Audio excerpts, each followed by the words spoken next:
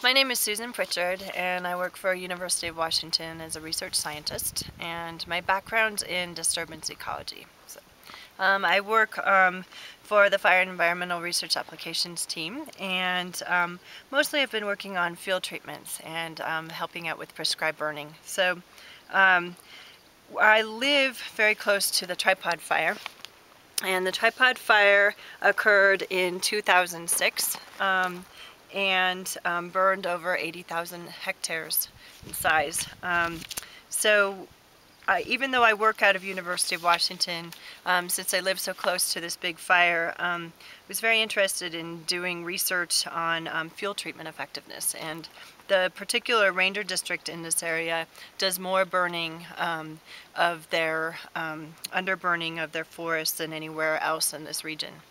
And so some of the common burns are underburns under thin or regeneration cuts before they site prep, and they're also starting to do landscape burning, so they might burn 1,000 hectares in areas where they didn't feel like they would get a crown fire through the burning. So I was interested to see at lower elevations where they did do the underburning if it was an effective fuel treatment in protecting the trees from mortality from the fire.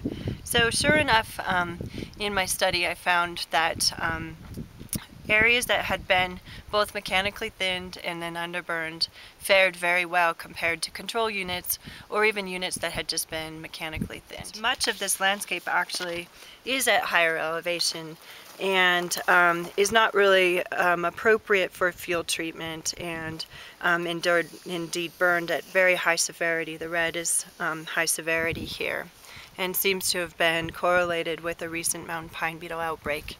So I was working more at the margins at the lower elevations and indeed found that field treatments were effective. Cool. Thanks, Susan. You bet.